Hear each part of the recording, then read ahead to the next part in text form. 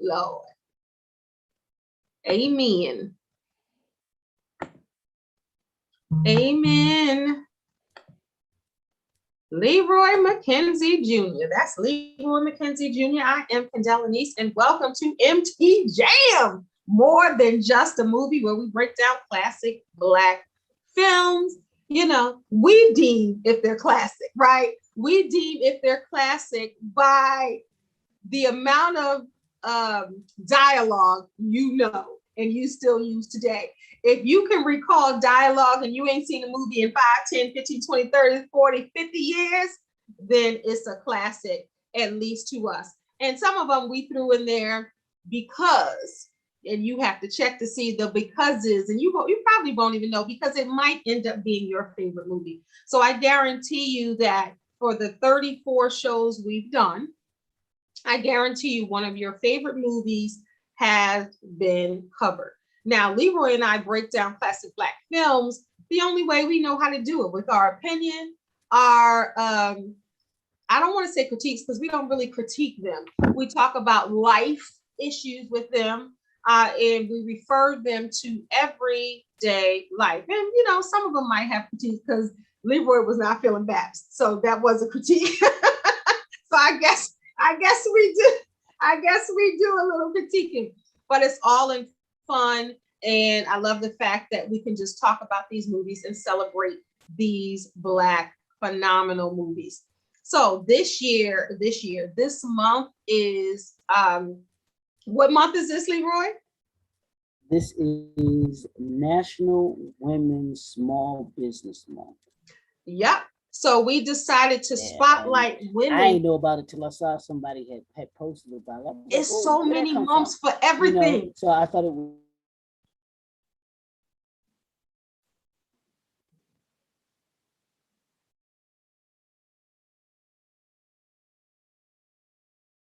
Leroy, you there?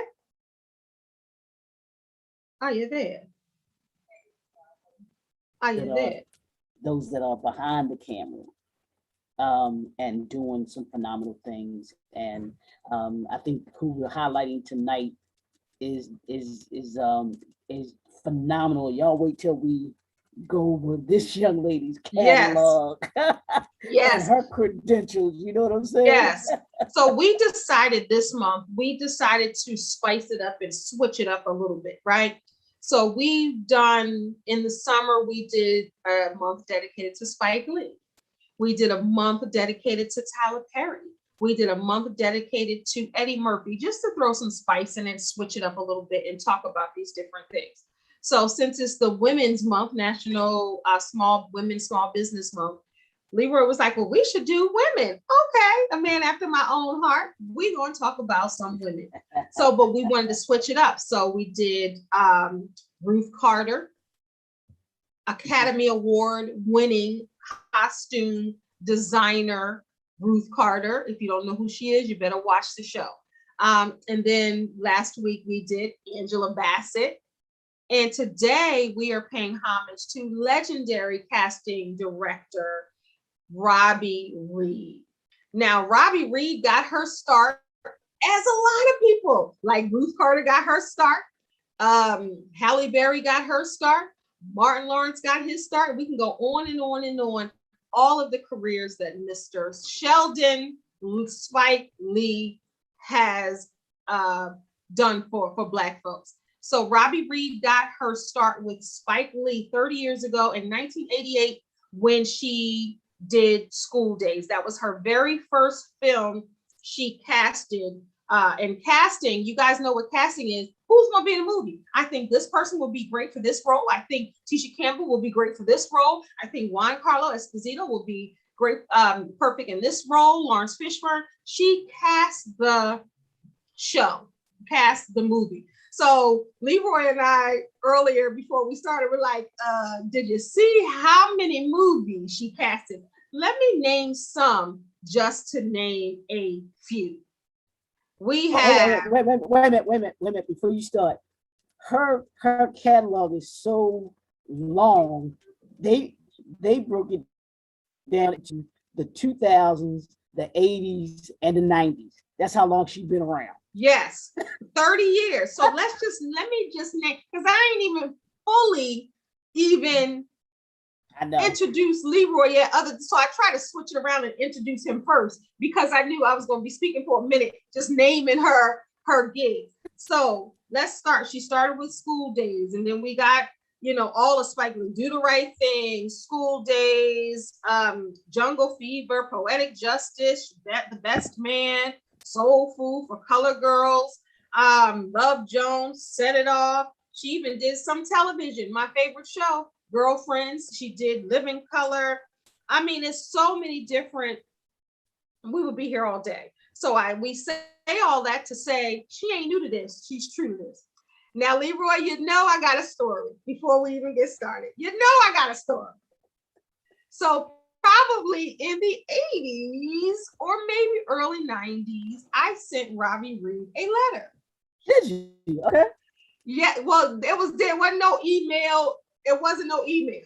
It wasn't no, let me get on Instagram or Twitter. It was pre all of that. Yeah. Right. And I wanted to be down. I have some acting in my, you was trying to be a star repertoire. I was like, I ain't above just leaping in a leap of faith. And I don't remember what happened, but I remember looking her name up at the end of the credits or magazine, or how it was back then. And I sure did write her letter. I ain't been in none of the stuff that she did. I don't know what happened if the letter even got there. But I say all that to say, I've known about Robbie Reed for years. So when you and I were talking about it, I was like, I know exactly who Robbie Reed is, because she has been doing this for years. And that's her little picture back there and her signature glasses. All right. So let's talk about Robbie Reed. And you were mentioning Robbie Reed. What was the first time you heard about Robbie Reed? And hopefully we're educating you all. This is more than just a movie, right? Where we break down classic Black films. But the people that you know in those films, it's because of her. So some of your favorite films that we've already reviewed on More Than Just a Movie, she casted them. Yep. So it all comes full circle, right? So let's talk about it, Leroy. Well, what you got to say about Miss Robbie Reed? I think I first came to kind of know her name back in the 90s, to be honest with you. Because she just, the movies that you think about, she was, you know how you watch the credits, so I'm one of those people that watch the credits sometimes. And just watching the movies that you just listed, her name was always the one popping up as far as credits go. So like, well, dang, she must be somebody. Yeah. If everybody, or she is associated with so many of the movies that that we talk about, that we consider to be Black classic, and these big box office movies and everything like that. So I would say as early as the 90s, I remember hearing her name and knowing her, knowing her name and everything like that, and who she was, right, and stuff like that. So it's been like you said, it's been 30 years. That's to be in that industry and to to have the reputation that she has and stuff like that is cool. I think that's great. It really is, because what do you think it is about Mr. Spike Lee? Because people can say a lot about Spike Lee, but him putting somebody on, they could say never. That's not true. He put so many Black people on. What do you think it is about Spike Lee? No, it's all you have to do is if you go back to what we talked about when we were doing his movies, it's his character. He has a passion for us as a people and us as a community, and he was about putting people who were talented and gifted. He had a platform. So, folks can say what they want to say about Spike and this, that, and the other, but he gave them a platform that put them into a position where they could they elevated their careers. He was he can say he saw this person had a particular talent, a particular gift, and then as a result of that, other people started to see it. Whereas a lot of other maybe directors and other people like that might not have given these people a chance because they're new, because they weren't known and everything like that. And that's what people don't realize. And I'll say this about Robbie Reed too, that, it takes a special person to say, you know what, yeah, everybody else might have turned you down or might not be looking at you, but I'm that person that's going to give you the opportunity to be able to do what it is that you do, and just kind of sway, just to sway some away from this. But what I'm talking about, I'll bring Lamar Jackson into this. 31 teams told him, did not select him because they wanted him to be a running back. They wanted him to be a running back or to be a receiver. His mama said, and he said, he is not a running back. He is not a receiver. He is a quarterback. Mm-hmm. The Ravens was the only organization that they met with and said, we're going to play you at quarterback. That's what they saw. And what we are seeing now is the result of what they saw in him. That's a Spike Lee. That's a Robbie Reed, where they see, it's like the talent is there. I see the talent. I see what's there. And I want to give you that opportunity to be able to put you on this platform that's going to show other people to let you be able to shine. And that's a great analogy. And, Robbie Reed is a casting director and she also is a producer. So let me give the definition of a casting director if you're still not getting it. So casting directors find the stars to bring the characters in the film or TV to life. They are hired by a production company to match actors to roles. Casting directors read scripts, meet with producers and directors to get a sense of the type of person they're looking for. So that takes talent. Oftentimes we might recast roles and be like, this one would have been good for this. And I always do trivia on this show saying, guess who was going to get the role? Guess who they considered for the role? But they chose this one. So when we think about movies, like Love Jones, and when we think about movies like Poetic Justice, and we think about the New Edition story and the Bobby Brown story. She did that, right? That's why I'm saying say it. I had to say, everybody that knows, unless you've been under a rock for the last 50 years, a New Edition and Bobby Brown, family. I don't want to say fan or family, but family. That's what I am. But I like that. Those roles are casted so magnificently. It takes some wherewithal. It takes sitting down with a director like Spike Lee and saying, okay, what did you have in mind when you were writing this? Or what did you have in mind? Well, I see this. This is the type of person I see this. Mm-hmm. She's yay tall. Her hair is like this. Maybe this, just she would be the perfect. Listen to the timbre of her voice or whatever it is to cast that role. And I'm looking, we got into, because this is more than just a movie. So I don't really want to talk about TV, but yes, Sis does that too. As I talked about the New Edition story, it was a movie or mini series. It was on television. And Bobby Brown and Girlfriends. Those are my three that I'm talking about today as far as TV. I'm gonna get back to the movies because all three of them are my favorites. But Fighting Temptations, love Fighting Temptations with Beyonce and Cuba Gooding Jr. Antoine Fisher, man, I've never cried so much at a movie. And that was Denzel's directorial debut. So Robbie Reed casted that undercover brother. Two Can Play the Game. That's my daughter and I's one of our go-to movies. One Special Moment. A lot of people don't know that. I think that was like a BET movie. I got the whole series. Don't ask. Was it? Oh, okay. But I had it for years on VHS. I also took them over to DVDs, but me and my family are probably the only ones that ever seen that movie. But Carmen, hip opera, Fire and Ice is another one of my families Yeah, movies. My folks don't daughters know and about I. the fried ice though. I remember Now, that though. that is another BET movie. It used to be, and we got that changed to DVD, but a lot of people haven't seen that. But Kingdom Come, that is my movie. My movie. She did that one. She did, like I said, The Best Man. I mean, we can go on and on and on. The whole show, if we really listed Robbie Reed's credits, that would be the whole duration of our show. That's how dope this woman is. She did even A Different World, and some She did rock. Harlem Nights. We talked about that here. Pretty much. I mean, this resume is phenomenal.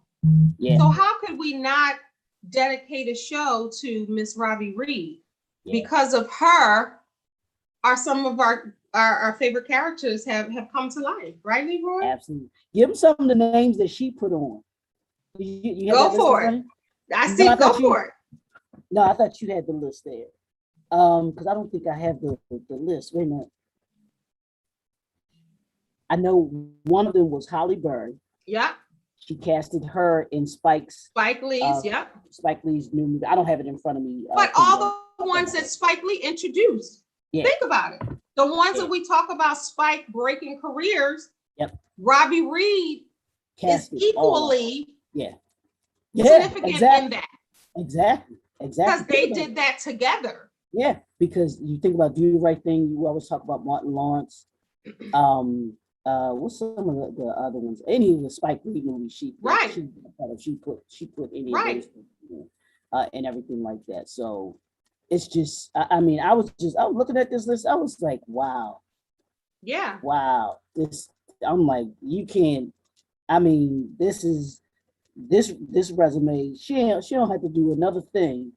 And does she have a star? Do they do stars for? You can get a star for anyone. So you would have to rally and campaign in order for her to have one, and do petitions and all of that. Did I lose you, Leroy? Did I lose you? But yeah, you can get, Leroy was asking, I'm not sure. Okay, you froze for a minute. But yes, anyone can get a star if their petition signed, if you petition to have one. But I agree with you. Some people don't even have the heights of her career. And I'm not trying to be funny, and this is no diss. So please, all the Ashanti fans, don't come for me, right? But Ashanti, she has been in the music industry. We know that she's had hits. We know that, people love Ashanti. A lot of her songs I rock with, right? But she's getting a Hollywood Walk of Fame star. And she ain't been in the business for 30 years. She hasn't done all the things. And I'm just using Ashanti because that's the latest person that I heard is getting one. And not to, throw a dig at her, but just saying that she's the latest to get the star from what I heard. And not to saying that she may or may not be deserving, but you think about Robbie Reed's career, right? Yeah. And how it's still going and still flourishing and putting all of these people on. I agree with you, Leroy. I think that would be dope if we saw her get a star. Yeah. And Byron Allen just got one too. And he deserves one. Yeah. Byron Allen, people sleep. You remember Kids Are People Too? Yep. Remember that back in the day? I slept on him too. But I was like, when I found out about him, he's a businessman beast. For real. Beast in the business industry. And a lot of people sleep on him. But remember, he had That's Incredible. Remember that show in the 80s? Mm-hmm. Yep. That's Incredible and all of that. But he owns, like, we're not talking about Byron Allen today. I know. But Google Byron Allen. He owns the Weather Channel. That's all I'm going to say. He owns. Right. So by itself, I think is worth 300 million. That's all I'm gonna say. Yes.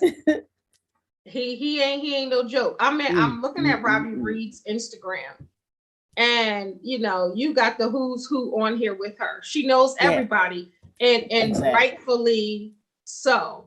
You know what I mean? And she's very respected in this game. very respected. She is also the founder of Reed for Hope Foundation, which is a 503c. So I love the fact that she not only is a force to be reckoned with in this entertainment world, but she's also giving back. So I just want to read about the mission of Reed for Hope. So the mission is to improve the vitality of the global village by changing specific cultural attitudes about wellness, disease, prevention, health disparities through strategic implementation of the message that impact pop culture. We aim to inspire our friends, our partners, and our communities to join us in raising our voice on targeted health issues while bringing focus, action, and hope to causes that enhance the quality of living for all. You already know I love that because of my colon cancer journey and the disparities that we have with Black folks and how they're dying of colon cancer and how the markers, you need to get this at this age and this, it's different for us. So that's near and dear to my heart. So I love to see people who don't have to advocate for good health as she does to do it. So that just tells me, you know, what type of a person she is, because you can take all the money, take all the jobs, but not give back or not try to help. So that's dope. I like that. Yeah, absolutely, absolutely. She is just, I mean, I think it's, to me, it's folks like this that don't get the spotlight shined on them enough. They're behind the scenes and everything like that. But like you said, they're the ones, she's the one that puts these pieces together. That says, I like this person. I think this person will go, will fit into that character. Saying, nah, that person's not it. That's just not who we feel. So I mean, you want to talk about a key person, in whether it's TV or whether it's movies, what Robbie Reed has done, like you said, that's a skill set. Yes. That's a skill set.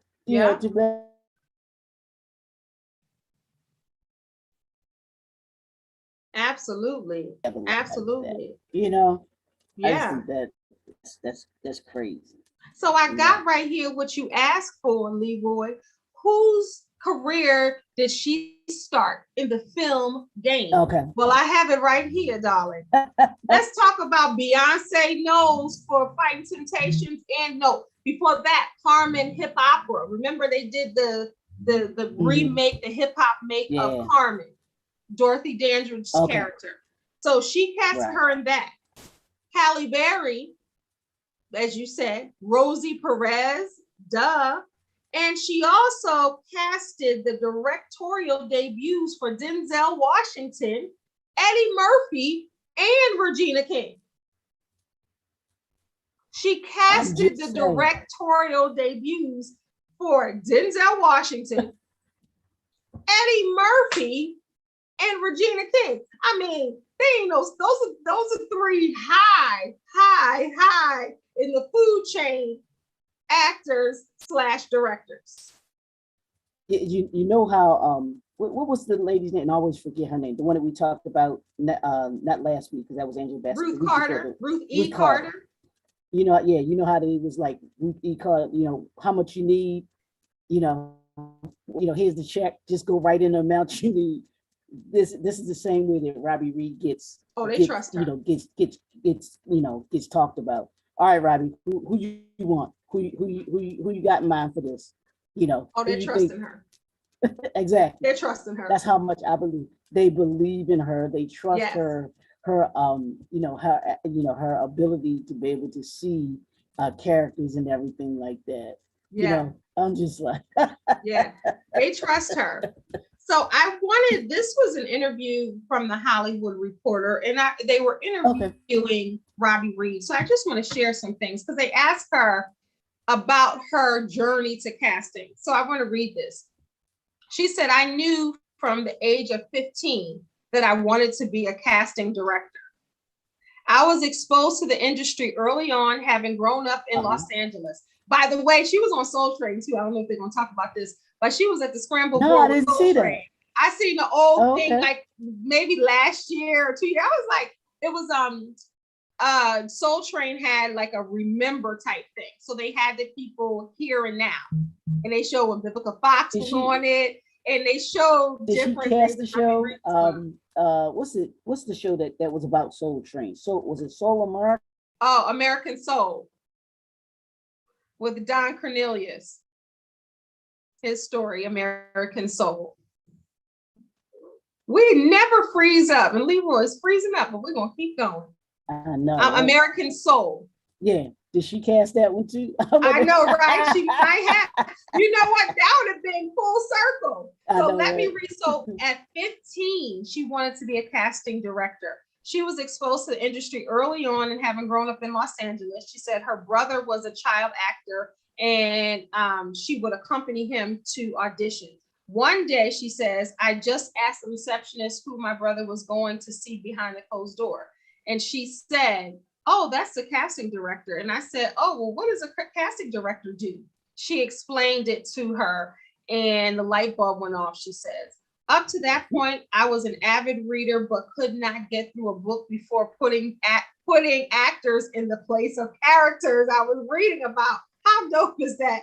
So by the time I went to college, I knew that's what I wanted to do. Once I graduated, I just reached out to everybody I knew and didn't know. No, ain't that something? So, but how many times have you read a book and said, oh, I can picture this, I can picture that, but you don't think about making it a career? At 15 years old, she knew what she wanted to do. So how dope is that, that not only did you know, but to be the leader in that field and succeeding at it. Yeah. Think about that. Yeah, I mean, many of us, we, 15, we have these grand ideas of what we want to do, but to actually see it come to fruition like her, and to choose that particular career, who thinks about being a casting director? That's what I'm saying. That's what I'm saying. That's what I'm saying. And to say, her brother was an actor, so she was, but that's the thing, she was introduced to that world, right. So she knew about that world. A lot of people don't know that there's more to the entertainment industry and movies than the actors or the camera people, if they even really pay attention to that. But there are so many behind the scene jobs, or the pre-movie, like her, before the movie even starts, we're sitting at the table and we're trying to figure out who is going to be best to fit this role. But there's so many behind the scene roles. The people that you see in front, they're sometimes casted last before they hire the light people, the gopher, the gaffers, the directors, the producers, executive producers, who's going to do the light, just everything. Sometimes the actors are the last ones to be hired.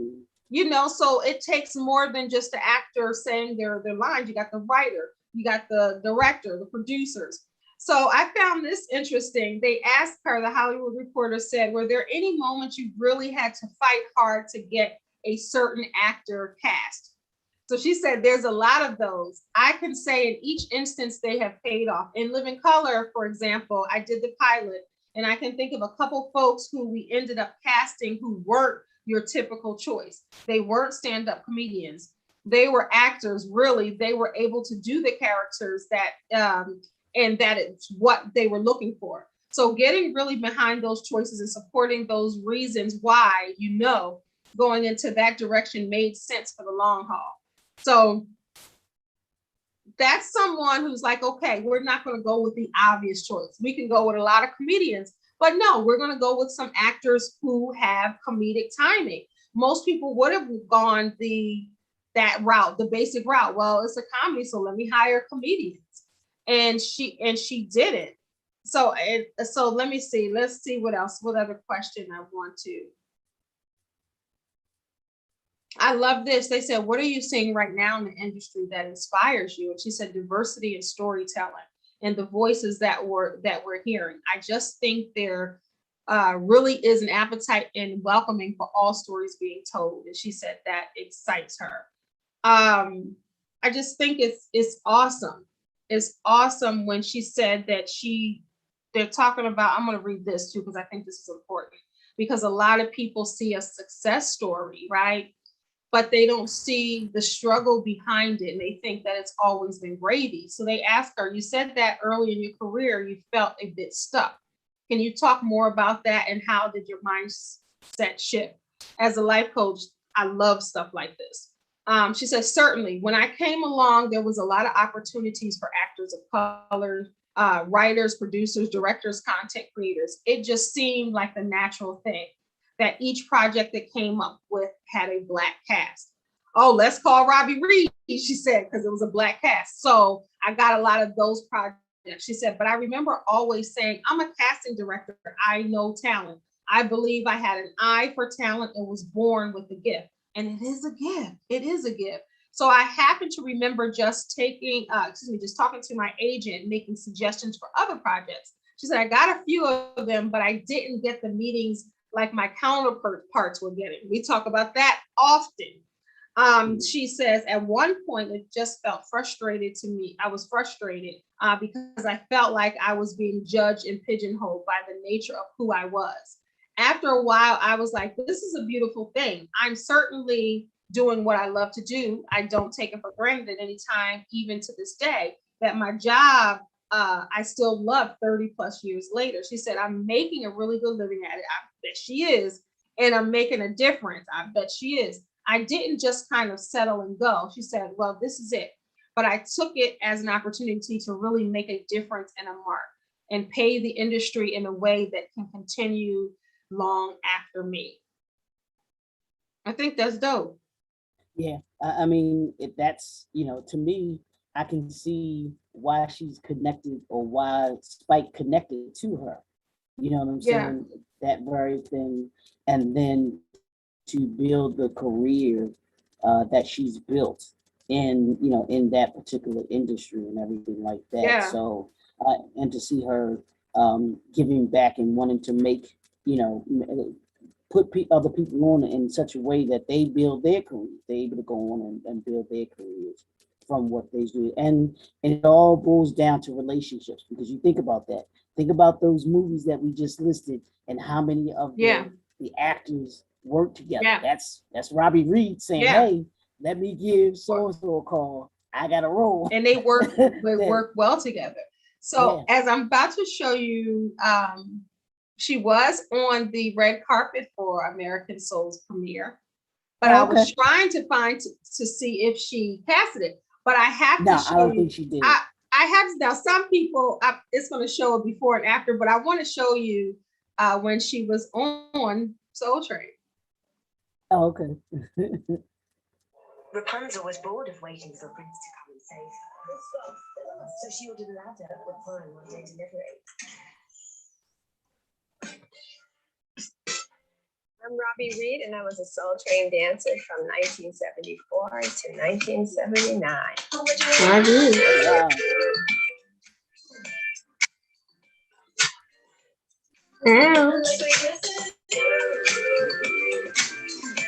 I grew up here in Los Angeles, and Soul Train was really appointment TV and family time. For us in LA, was on Saturday mornings at 11 a.m. And you knew where you wanted to be and needed to be on that day. So it was a time that brought people together all over.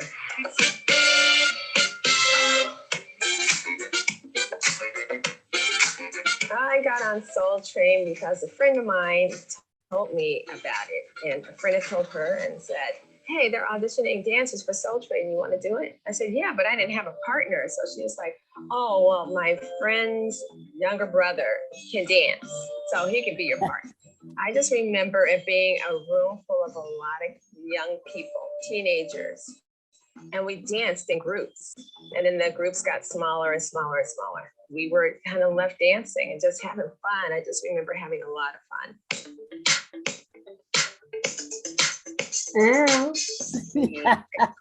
Look at her. And it was a big deal.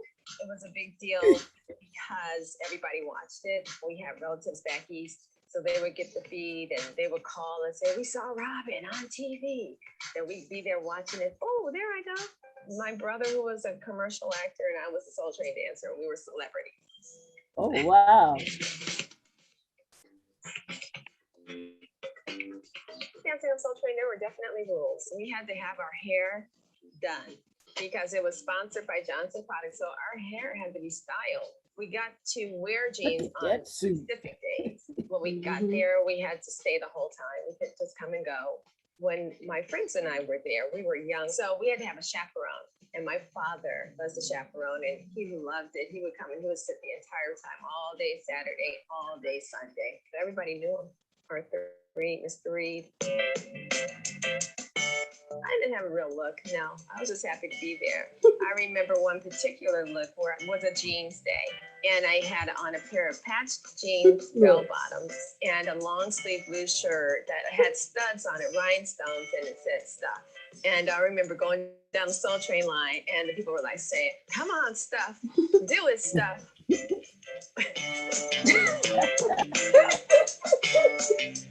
I always wanted to do the scramble board and never got picked to do the scramble board. I always got picked to be on the risers. I have a few memories from that time. I have several, but a couple that stand out. When Patti LaBelle and LaBelle were on the show and that performance of Lady Marmalade, and they were all in that silver, and I was like, oh my God, who are they? It was so space age. You know, I'd never really seen anything like that before.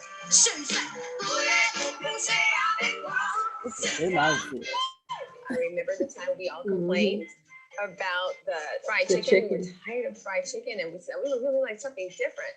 And I remember them saying, "You do? You want something different?" We said, "Yeah." And the next day we came and we had bologna sandwiches and Snicker bars. And we didn't complain anymore after that. We ate that fried chicken. I'm happy for it.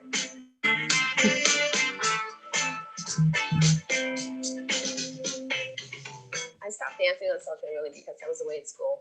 I went to Hampton University, so the last time I got to dance, I had come home, and maybe it was during winter break. I was home for a short period, and they were taping, and I, got to be on that last time. My overall experience being on Soul Train really was an opportunity to be in an environment that was created by an African-American man, and seeing it from the inside, seeing how things were put together. The perspective was from a Black perspective, and so that was special. At the time, I didn't know. It was just something great and fun. So she was not on the scramble board, but she was on the riser. And when you're on the riser, that's saying something. When you're up high on the stage, they single you out. Because I know I used to watch Soul Train every Saturday at 12 p.m. Come on now. We know you. My brother wanted to watch wrestling at noon on Saturday. And I wanted to watch Soul Train. Because, you back in the day, you had the big TV, then you got the other little TVs, right? But she was absolutely right. It was, Basine said, "Wow, that's great to know she's a part of my favorite show, Soul Train. That's dope." they I know those in the chat right now. They waiting for you to tell your Soul Train story, because we know you were secretly on Soul Train. But you know what? I was on a dance show that was on television, but it wasn't Soul Train. All my secrets come out on this show. All my secrets come out. So I didn't live in LA. I didn't live on the West Coast. So I was not on Soul Train. But a show out of Philly, which it was Philly, Jersey, Delaware based, but it was based in Philly. But it went to the USA Network, and it was worldwide. But I was on there. It was called Dancing on Air. And I was on there, and I danced on TV, and I got lots of stories. But we're talking about Robbie Reed today, but I did dance on TV with Robbie Reed. I did, and guess what? Years later, not at the same time as me, but Daryl danced on it. Ain't that crazy? Wow, okay. But it wasn't at the same time. I didn't know him. Right. Because I'm a little older than him. That's crazy. I was on there, and then he was. But I remember my cousin was in Boston, and she said, "Were you dancing on TV?" And I was like, that's when I knew that it went Beyond because they changed it to the Okay. USA. She said, I think I saw you. I was like, you did. It was me. That's cool though. Yes. I tell And you, I'm you trying got to, because stories, I had them stories for record. days. What'd you say? I said you got stories for days. I'm Trust telling me. you. At Your 50, grandkids gonna love you. because That's another look, my story. daughters know them all. They don't want to hear, kids be like, the story, but the grandkids, you're right, they would be excited. It's so funny because I started putting some of my stories years ago on YouTube, just some of them, and I didn't really, and I thought about at one point writing a book of stories, but then I was like, would anybody care? But I don't know. But this is an outlet. I guess they just pop out. I don't try to tell them. It just comes out. I don't even know that I'm gonna tell them. Absolutely. Yeah. But Robbie Reed, I wanted you, but you listen to her voice. Every time I hear her voice, it's so light.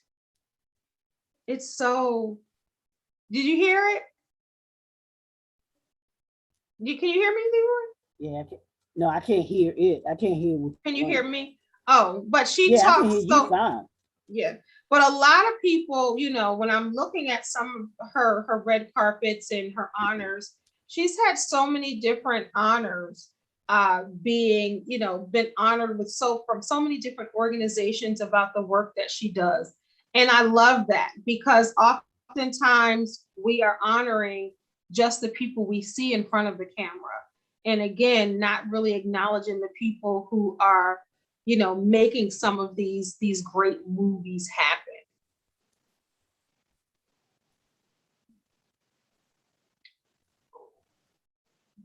Oh, I thought you were going to say something. Looked like you were getting ready to say something. Is he? Are you stuck? We never get stuck. No. But I just wanted to. So it's so many different honors that she's received, and I just want to show you her accepting the bronze lens honor. I think you froze again, Leroy. I don't know what's going on with this. I love you, Lynn. I became a fan of Will McNeil when we did an episode of Miami Vice a long time ago, but I've been a fan ever since. I am humbled. I love what I do. So many people have said that today, but it is true. I don't, for one moment, when I wake up, take for granted that I am blessed to be able to do something that makes me happy. I love meeting new actors. Part of what I love about what I do is helping people attain their dream and being able to tell an actor that they booked a role or have a part. It warms my heart and it excites me in such a way that just keeps it going for me. Thank God, because of course without him this would be possible. I know that it's only by his grace and his favor that I stand here over 25 years, still in this business. I celebrated my 50th birthday this year. So that was a couple years ago.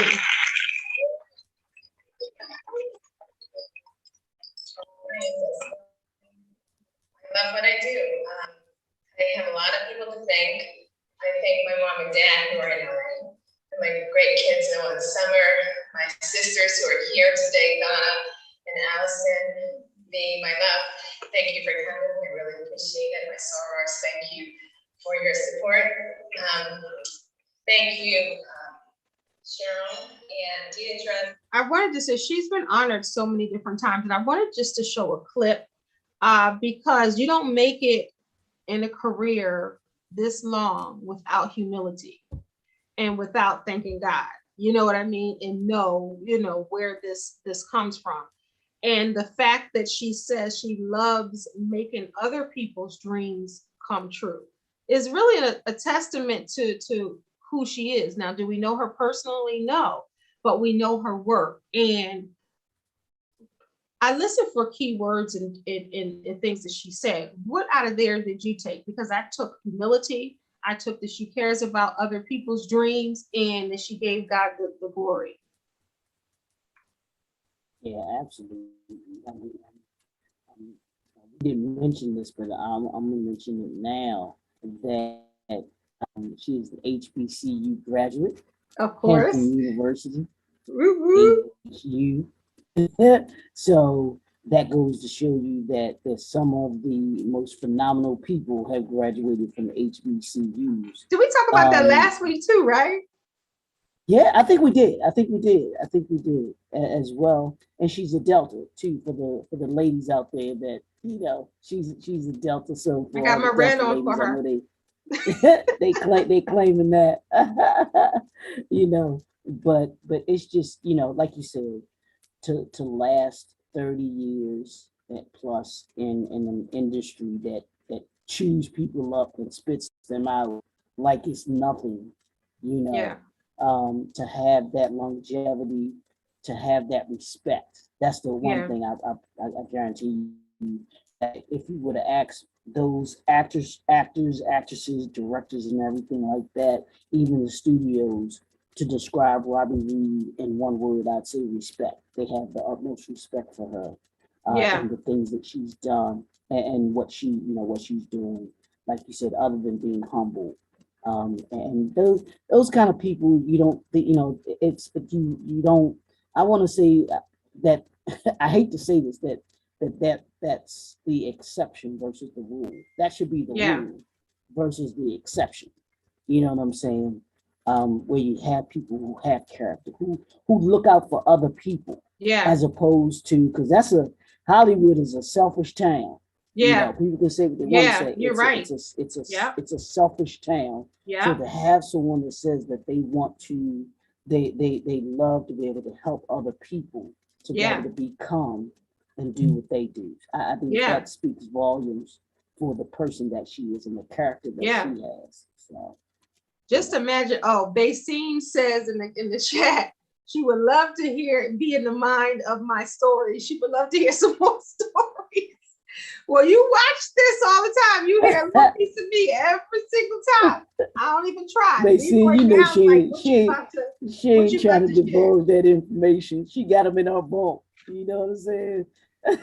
I have, at 50 years old, I got some stories. You know, but you know, they'll just come out. Just keep watching this show. You'll find more and more out about me each time.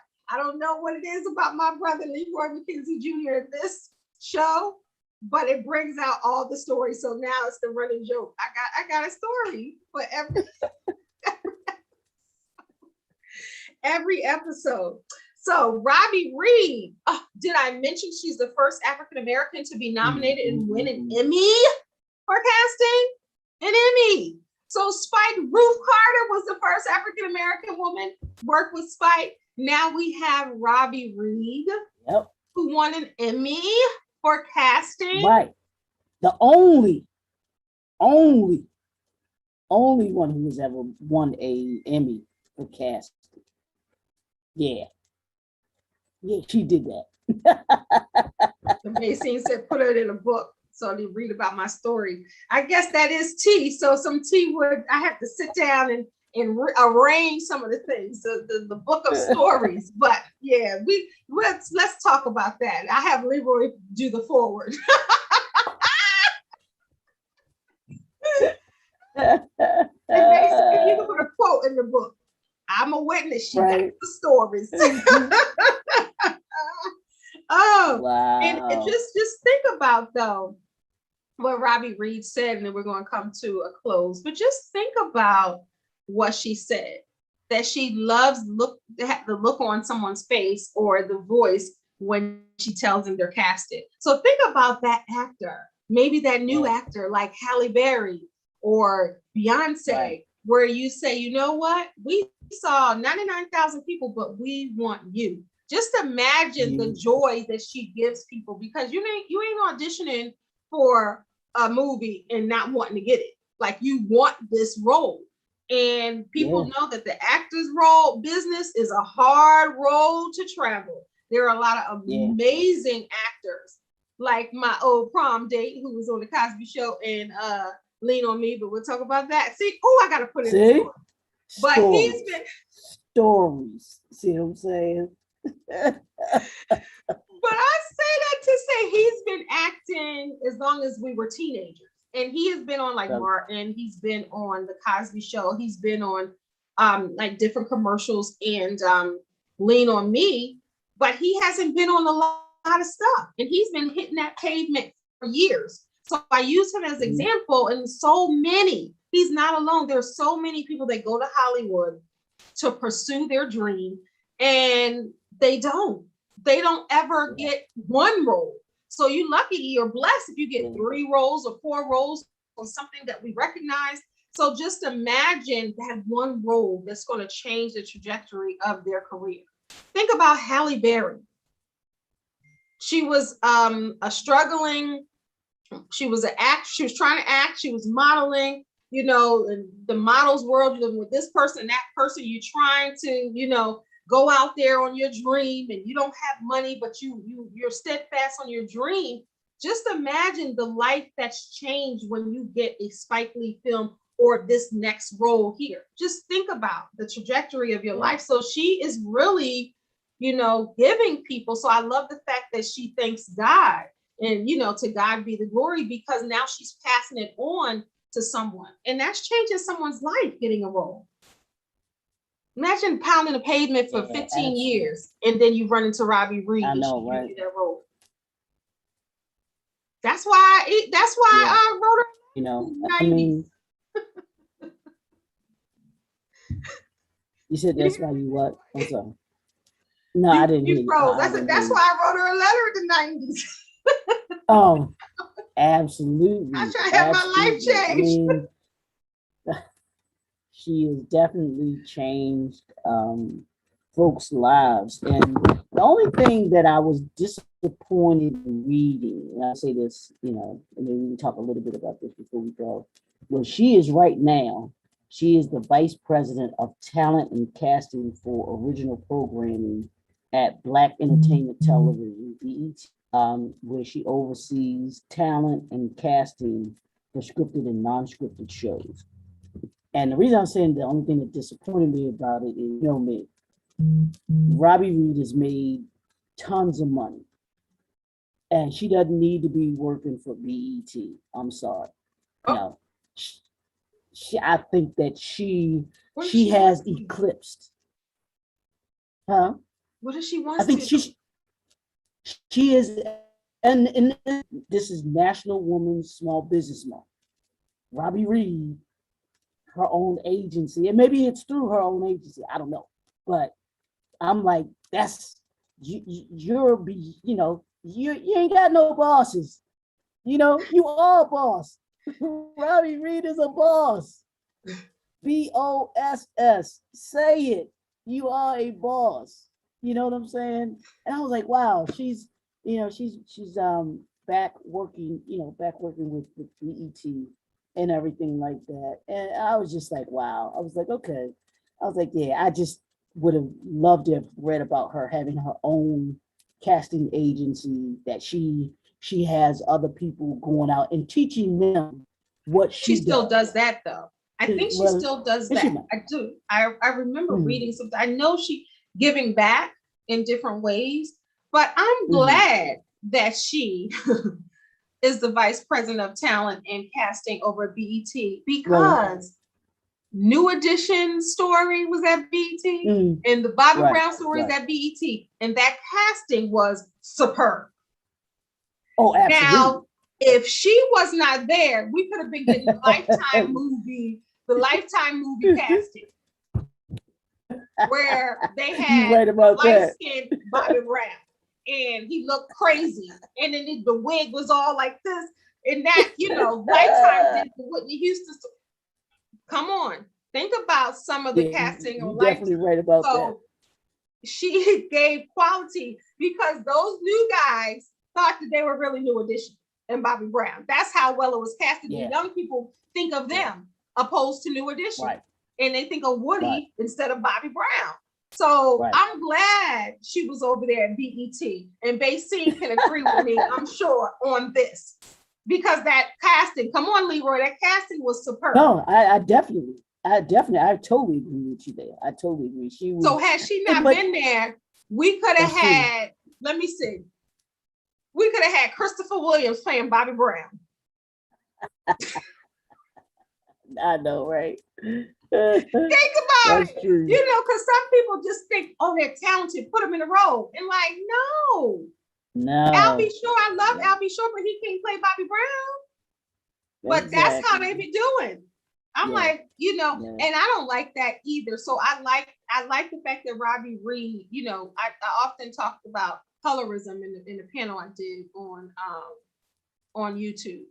And a lot of times, if you don't have the right casting director, they want to cast all light-skinned people. Right. Like brown-skinned people, dark-skinned Black people don't have a place in Hollywood or don't have a place in movies or television. You know, like I'm so sick of seeing everybody biracial, everybody light-skinned. Like we're a rainbow of beautiful people. So I love the fact that people like Robbie Reed show us all. You get what I'm saying? Because you get to some casting directors, I'm like, everybody Black ain't light-skinned. Exactly. You know what I'm saying? Like give my brown and dark-skinned sisters, you know, a role. Yep. And she's doing that because think about think about soul food, the brown sisters, and you got the, you know, the light-skinned sister, you got a mixture over there, right? Then you think about School Days. We already know the wannabes and the jigaboos. Then think about Mo Better Blues. We got, you know, the brown-skinned sister and the light-skinned sister. Think about Set It Off, all of those women. Think about For Color Girls. Think about The Best Man. We got a little mocha latte. We got light skin. We got brown skin. You get what I'm saying? So she's I see it.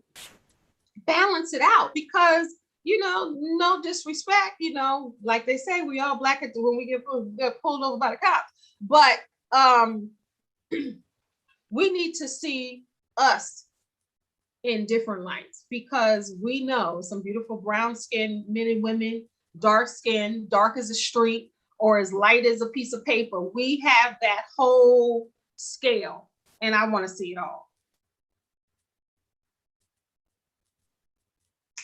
This is the first show. I'm not going to say it again. Leroy, you like freezing like this, like you already play tag. That's how funny. You like, I'm about to tag you in. Red light, right. Red light, green light. Right. I'm about to tag you in. But Robbie Reed, many don't know, her name was Robin. Her name is Robin Lynn Reed. She goes by Robbie. She was born in Mount Vernon, New York, but she grew up, as she said, in LA, and she was exposed to Hollywood at a young age. And I think that that's interesting. What we show our children, you know, early on could be what they really want to become. Yeah. And that's why it's so important to expose your children to different things. Yeah, absolutely. Yeah, and I just love the fact that she found something that she was passionate about. She was inquisitive about it and learned it and gained that skill set, you know, and does it very well. Yeah. I mean, it's just shout out to her. And like you said, I love what you just pointed out, the diversity in how she cast roles. And it's not just, oh, you got to have this one cookie cutter Hollywood look. It's saying, no, we are a diverse people. And these characters that I see being played are a multitude of colors, you know, of people and everything like that, you know. Yeah. And then even more specifically, to go deeper into it, like we were saying earlier, her being able to see the talent in those particular individuals. You know, she wasn't just picking somebody because they were, you know, light skinned or somebody that's dark skinned. They had talent that went along with that. Yes. You know? So, because sometimes people just, you know, let's be real, like sometimes Black folks just cast light-skinned people, right? And they might not be the best, but because they have the look or have the hair texture, you know, they're gonna give them that role. Like think about, you know, what's her face? Zoe Saldana playing our girl, Nina Simone. Right. Now, it doesn't mean that she's not beautiful, but Nina Simone, they couldn't find anybody with fuller features. They couldn't find anybody browner. You get what I'm saying? So casting is important. What about when Flex Alexander, who I love me some Flex and One-on-One and all his, you know, he created that show. But what about when Flex played Michael Jackson? Do you remember that in the Michael Jackson story? Flex Alexander played Michael Jackson. Like who? Robbie Reed wasn't casting no mess like that. Yeah. Think about that. You know, think about how important the casting is on that. Absolutely. You know, the Aaliyah movie that was on Lifetime, people were looking at that cast. I don't say that guy's name, but the guy on trial. They pick somebody to play him. I'm like, he don't look like him. Okay, she don't look like it. Just think about the biopics that, you know, some folks do. And see if that casting matches what they're talking about, or what they're trying to, that the character, or the matching them to real life people. But before we conclude this show, I want to merge next week's show and this show. So next week, as we end the month of October, we are doing the mothers of Black Hollywood. One has a book titled The Mother of Black Hollywood, which I read twice. That's how good it was. Did you? Oh, okay. Oh, that book was good. And I did the audio book, and honey, Jennifer Lewis is reading her audio book. It's amazing. Oh, wow. I had to like 2 times. So she's the mother of Black Hollywood, but also Loretta Devine is the mother of Black Hollywood. She just don't have a book that says it, but y'all know. And guess what? When I think about Kingdom Come, Loretta Devine was in there. Ms. Robbie Reed casted that. And when I think about Poetic Justice playing Tupac's mama, Tupac's auntie, Robbie Reed casted that. See how I tied that together? Absolutely. And I'm just like, you those know, are two giants. Yes. People may not consider them giants. I consider them especially Loretta Devine. I don't think that people give her enough credit for her acting ability. Jennifer Lewis too, but to me, Loretta Devine is on that Angela Bassett level. She's that good at how she's acting. If y'all doubt her acting, check out what is it? Is it Mary Jane? Oh, being Mary Jane. Oh, when she played that character. When she played that, oh wow, yeah, I forgot about that. Oh, she played that. I was like, she was rough because you know she got that softness in that little voice, but she played the heck out of that character. I forgot the name. Ooh, we'll talk about that. I forgot it too. Yeah, we'll talk. It was like EJ. It was like initials or something. It was something, yeah. But truly, next week, those two giant women in Hollywood, doing it in Hollywood. I mean, ain't light-skinned women either. So yeah, some beautiful brown women, right? Exactly. And yeah, so we're going to talk about them to close out Hollywood. So we started with Ruth Carter, costume designer, Hollywood costume designer, Academy Award winning Ruth E. Carter. Then we went on to Angela Bassett. I think y'all might know her. You know, we talked about her. Exactly. Now this is Miss Robbie Reed. We're talking about her this week, and we're going to close out the month with Loretta Devine and Jennifer Lewis. That's how she say her name, Jennifer Lewis. But hopefully, if you didn't know Robbie Reed before you watched this show, I'm glad that Leroy and I were able to introduce you to her. So we introduced to some and presented to others, Miss Robbie Reed.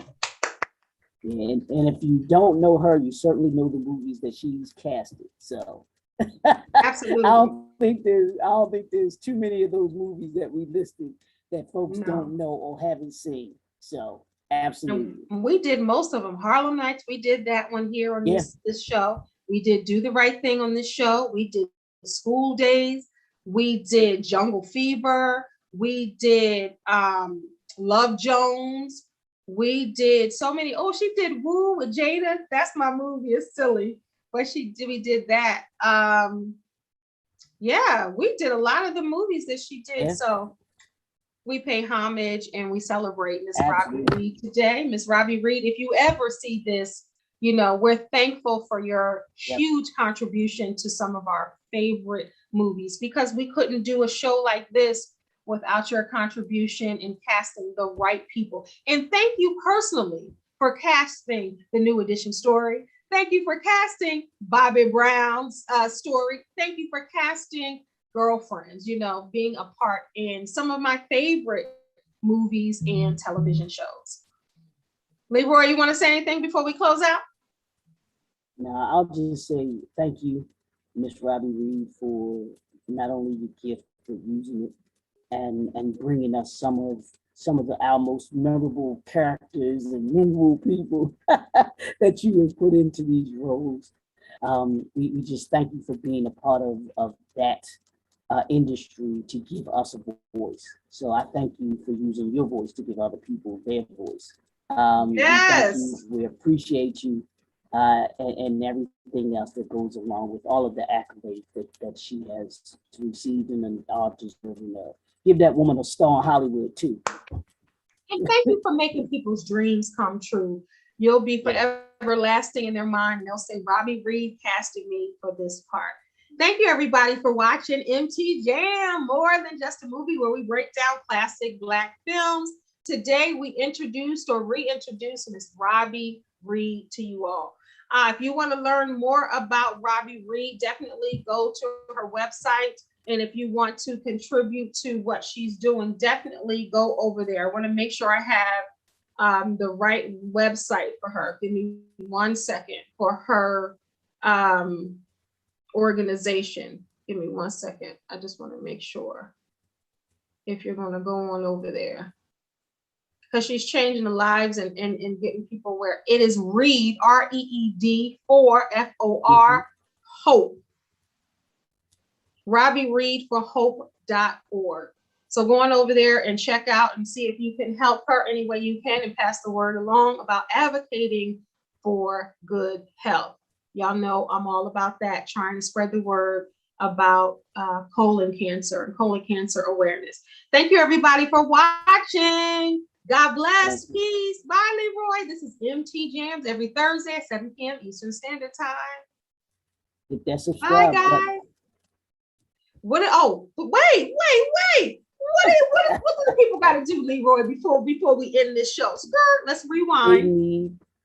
They need to hit that subscribe button, that like button, and we want to hear y'all comments, what y'all feel about the show. Y'all more than just the movie, we want to hear y'all thoughts on it. So put those comments in there, share it. Hit the like button, and we want you to subscribe to this Kendell Lenice's page. Yeah, subscribe. Remember, you are a star. Don't allow anybody to dim your shine. So next time, God bless. Peace.